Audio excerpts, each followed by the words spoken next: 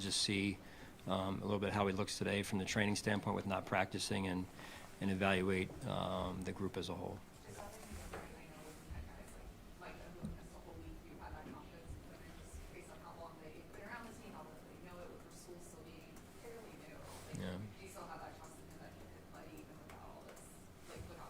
Right, yeah, veteran corner. He's been around us at least, a number of games here, and so he's a pro. That's why I want to see how it unfolds here. With the weather, it's out of your control, I understand, but how do you prepare as best you can for what could or could not be there Sunday? Yeah, I mean, it takes a little bit more time, right, just to spend a little bit of time, not a little bit of time, but quite a bit of time to make sure that we're prepared for it, just like any game plan, and we're ready to adjust. As you said, it's not within our control, unfortunately, but the good man upstairs control, and we'll adjust when and where needed. What about your experience, obviously, going back to 17, the snow game, the wind game, all of this stuff? How does that help prepare you and your staff and your team for whatever may be thrown your way? Yeah, it's awareness, I think, John, more than anything, and experience that comes from that. So you're able to at least forecast what it could become, and some of the adjustments that you need to make. It's all learning opportunities for us along the way. The unique thing is we have some new coaches here and also new players who have not been through those situations, so they're kind of wanting to know what it looks like and what adjustments were needed to be made going back to those games in particular.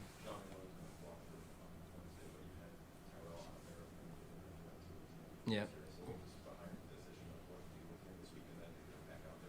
Yeah, just kind of the ebbs and flows of a week trying to get back from an injury. So sometimes, you think they're in one spot and they're actually in another spot, and then it just kind of goes one day at a time. Some guys start here and move up here, and he went from here to there, and just what he was able to handle that next day. So you found something encouraging with Johnson to be able to bring him up to practice? Today, yeah.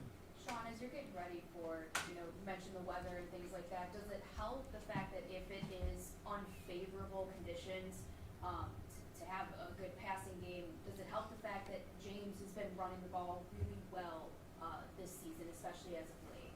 It does, and you guys know we've talked about this before, right?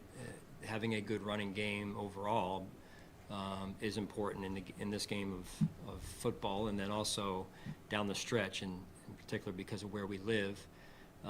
Pittsburgh has a good running game. I believe we have a good running game as well, and that is important for both sides, I'm sure. More of the same, just in terms of, I say that with all respect. I mean, he is one of our most consistent players. He's got that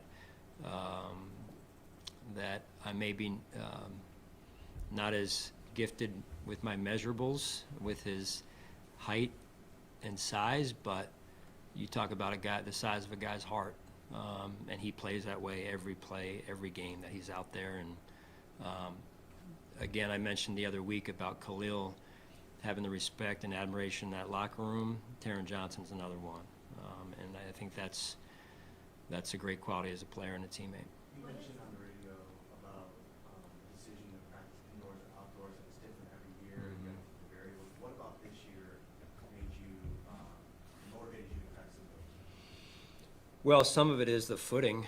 Outside is on the grass is tough with how wet it is, and how some of the I got to think first and foremost about protecting our players from injury based on where we'd be going to practice. So our groundskeepers do a heck of a job. It's not on them. It's just on this time of year, right? So it's different year to year, week to week, day to day.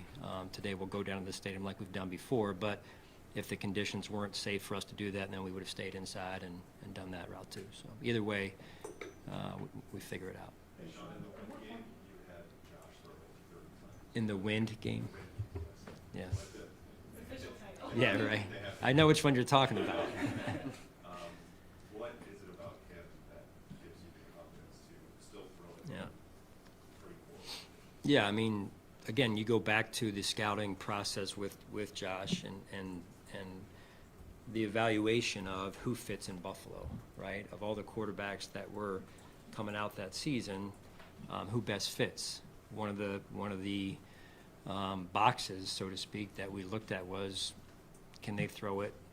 What's their hand size? All those things in Buffalo, New York. All that if you have your pick, all that matters, right? If you have your pick of the player you want. So I think that's a lot of what he brings to the table, is that ability, that arm strength, that hand size, and he's played in it before, right? So all those bode well for Josh. How much of an advantage is that given, because a lot of times with these bad weather games, you can become one-dimensional to give you advantage to be able to do a little bit both. Yeah, and you never know. I mean, just because Josh has those qualities, you never really know, what it's going to look like Sunday at 1 o'clock or at 2 o'clock or 3 o'clock. So, but having that ability at least to entertain that option, that doesn't always happen. In the case of, offensive football overall, most people would say we don't have the option, right? So at least we have the option, at least at this point, to entertain that. What is the impact of not having the key and playing so many snaps, Yeah. especially helping as a run block? How do you adjust for that, and what is the impact? Yeah, hard to replace Gabe, really hard. I mean, he's such a valuable member of our team and what he does in the pass and the run game, and but full confidence in the other guys in the room to step up. That's what we've shown all season long, and rallied around that, and that's what we expect moving forward. Yeah, Sean, at what point this season did you feel like you got into a rhythm, as the play call it, felt comfortable with everything? Yeah, I guess when it's gone well, I've been in a rhythm, and when it hasn't, right, I haven't. But you just keep learning, keep growing every week, and trying to do the best you can for your team and putting the players in the best position possible. Do you script? I know offensive coaches always script their first 15. Do you sort of have an idea when you want to send your first pressure and when you want to use this personnel? You get a feel sometimes. Sometimes you script, sometimes you don't. But yeah, you try and get the best feel you can to do the best job you can to put the team in position. Staff side goals. I'm good, thanks.